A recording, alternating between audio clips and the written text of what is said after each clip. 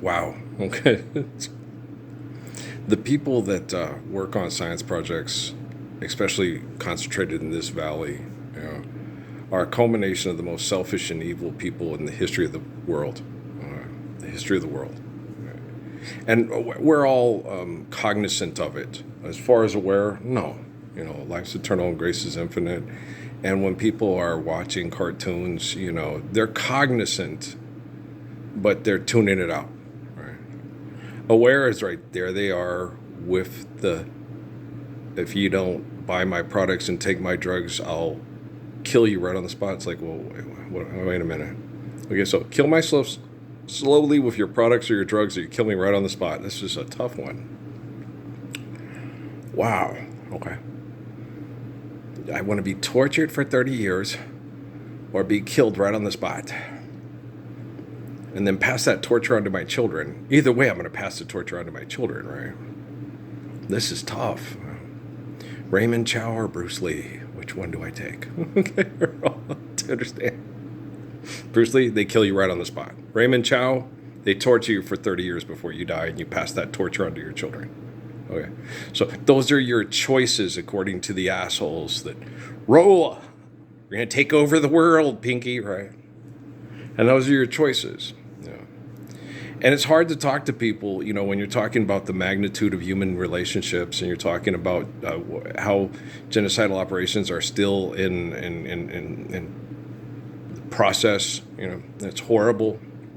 And that when you sit there and you see these guys do the little weather reports, well, we got this big unusual blast of cold I had to take care of. Wow, let's see, it was 148 degrees on all the streets of Beijing, and a big hot bubble of air off the front of their cars that you do with a thing, and you, okay, moved on up to the Arctic Circle and pushed all the cold air towards the other side, where wackadoodles are doing that in the same United States, in Birmingham and Boston and Baltimore and Boise and Buffalo. Yeah, that's the one I forgot too, was Buffalo. I don't know how I forgot Buffalo. It's one of my favorite foosball teams, but I forgot Buffalo. The people said Boise, and I was saying, no, Brooklyn and Bronx are boroughs of New York City. It's a section of New York. They break it into sections. It's a little island broke into sections. It's Queens, Brooklyn, Bronx. There's Brooklyn, Bronx, Queens, and Harlem. Harlem's one of the boroughs of New York. There's Harlem, Brooklyn, Bronx, Queens. Is there Yonkers? Staten Island is an island to itself. Okay. And I don't know. I never really paid that close attention. I never really wanted to visit New York. It's just not one of my, oh, I want to go to New York. It's like, why? I've seen it on TV. Okay. You want to visit? No, I don't want to watch a bunch of people all piled up together in mass genocidal stress that, you know, they survive it. So it's like a badge of honor. It's like Boston, you know, and they have Hell's Kitchen. Is Hell's Kitchen in Boston? They have something like that in Boston too, right? It's this badge of honor.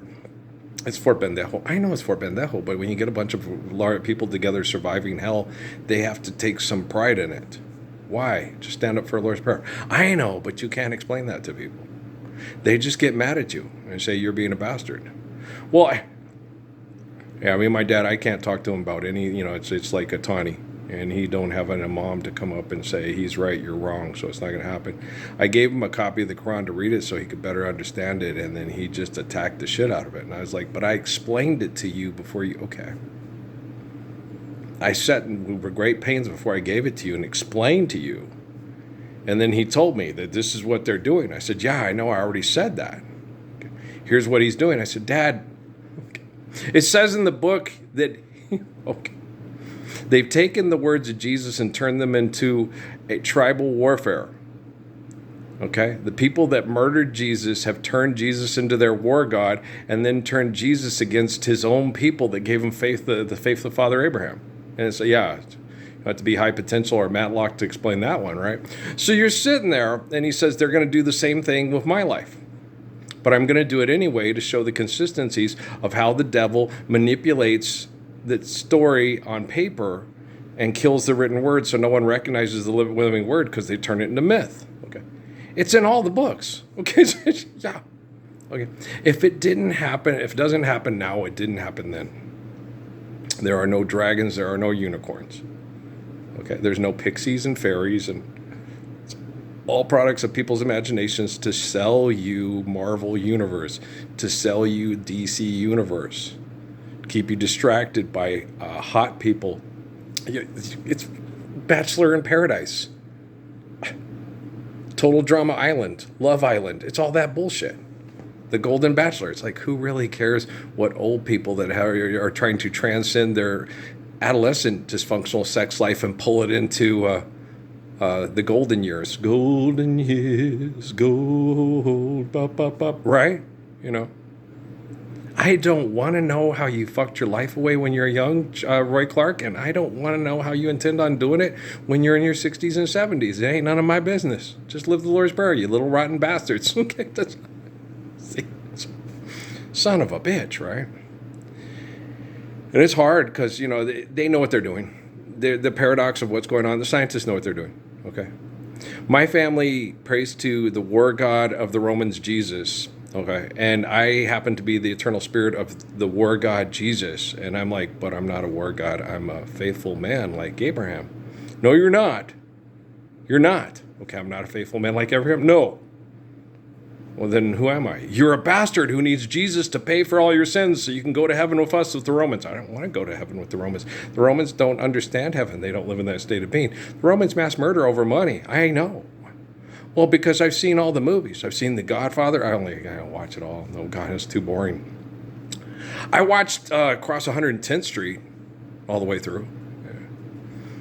That's a mob movie, right? With the black people being the mob and outsmarting the Italian mob, and and it's like, oh yeah. Amy would have loved that movie. She'd be like, that's how it should end. Oh yeah, because it's realistic, right? Eternal wretchedness, it's wonderful. It's horrible, but that's just my Amy. You got to understand, some people are born of holy covenants that had good intent at their conception, and some people are born of a girl getting assaulted by angry young black men because she's white. Okay, and you guys don't understand my Amy a lick, do you? Okay, I do. I know her better than she knows her. And the therapist sat and talked to her. I was never supposed to even be born. It's like, well, maybe you heard that in the womb. She did hear it in the womb. Her mom and Sylvia were talking about it, and I did this, and these guys did this, and this shouldn't have happened.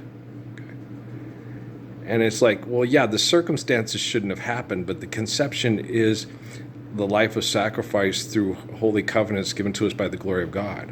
Okay, so you can't let the rapist take away the beauty of the life of the glory of God. And so when Amy used to say stuff like that, and I was born on April 14th, the day the Titanic sunk, the day they shot Lincoln, all that, also the day that the mommy of Natalie, Noah, Emily, Kate, and Crummy Cake was born. That's two natural disasters for because rich people suck, as opposed to one cute little Missy, Amy, Susie, Bear, having 5 cuteness. That's 6 cuteness on top of 2 acts of oppression and violence through rich people. 6 cuteness. We have that much more the power. It's the magnitude of like an earthquake. We have 6 to 2. The power of cuteness. It would take 100 Emilys and Kates over, Billy Zane's any day. Yeah, way. Okay. And John Wilkes Booth? Poo-poo, doo-doo, doo-doo. Yeah. 1,000 Crumbs and Noahs over John Wilkes Booth. And then Natalie? We got to keep Natalie's ego in check. But she doesn't. No, she wants to be famous. She just can't be famous because I'm the man that protected her, and then she tried to protect me because him and his oldest son are so good, right? Yeah, we know.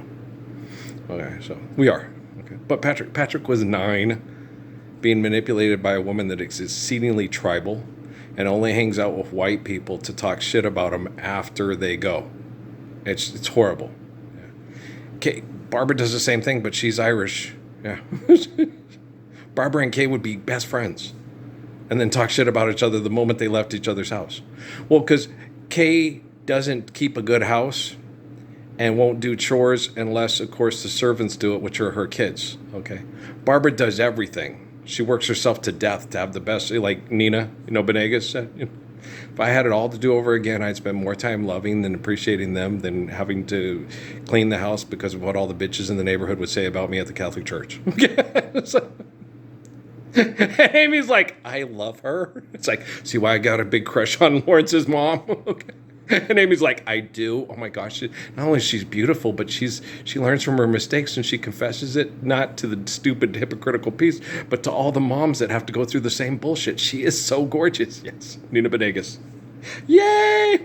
If I was a fanatic, I would be. Okay. I'm not a fan. I adore her. She was a good friend to my Amy and made Amy feel like she wasn't a fish out of water when we were here. It was the military that made Amy's and Nina's life so difficult, and not Amy and Nina. Okay. They're gorgeous. Oh, they are. Two brown-eyed beauties. Okay.